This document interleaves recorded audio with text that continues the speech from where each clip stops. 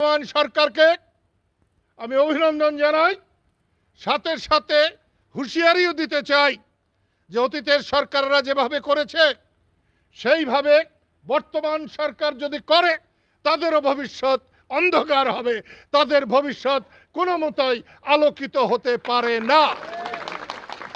আজকে দেশ জ্বলছে। 1971 সালে আমরা যে বিজয় এনেছিলাম, আজকের ছাত্র, আজকের যুবক সেই বিজয় এনেছে। আজকে দেশের মানুষ যেভাবে অবহেলিত হয়েছে, অসম্মানিত হয়েছে, তার বহিঃপ্রকাশ হচ্ছে আজকের এই ক্ষোভ। বিজয়ী ছাত্রদের আমি বলবো, একটা বিজয় আর একটা পরাজয়ের জন্য অপেক্ষা করতে হয়। একটা পরাজয় বিজয়ের প্রথম ধাপ।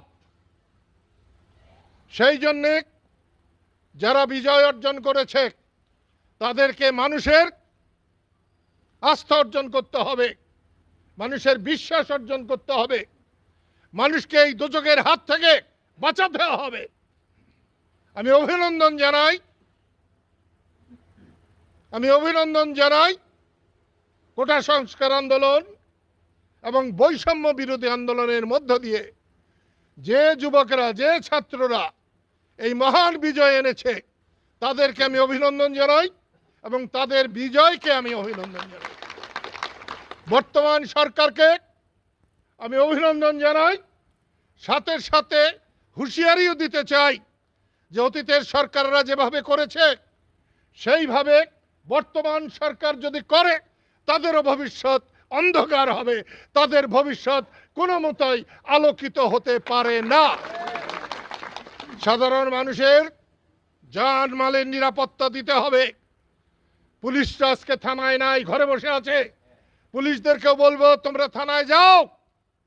এত বীরসাদ ছিল এক সময় অন্যায় হুকুম মানবার জন্যে, আজকে ন্যায়ের হুকুম, আইনের হুকুম তোমরা মানবে। আইনের বাইরে তোমরা পা ফেলবে না, তোমাদের কেউ কিছু বলবে না। যদি তোমাদের আইন মতো চললে কেউ তোমাদের কিছু বলে, আমরা তোমাদের পাশে আছি, এদেশের জনগণ তোমাদের পাশে আছে। যারা এই আন্দোলনে শহীদ হয়েছে তাদের আত্মার মাগফিরাত কামনা করি। তাদের পরিবার পরিজনের প্রতি আমরা সমবেদনা জ্ঞাপন করছি। সাথে সাথে বলবো, কোনো ভাঙচুর, কোনো রকম অগ্নিসংযোগ আর যেন কেউ না করে।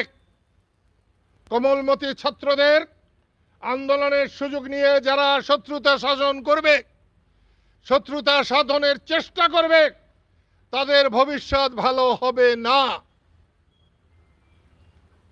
আমি বারণ করছি এবং সরকারকে আমি বলছি, তারা যেন সচেষ্ট হন, তারা যেন মানুষকে শান্তি দিতে পারেন, তারা যেন মানুষের মালিক না হয়ে মানুষের সেবক হবার চেষ্টা করেন, তারা যেন মালিক না সাজেন।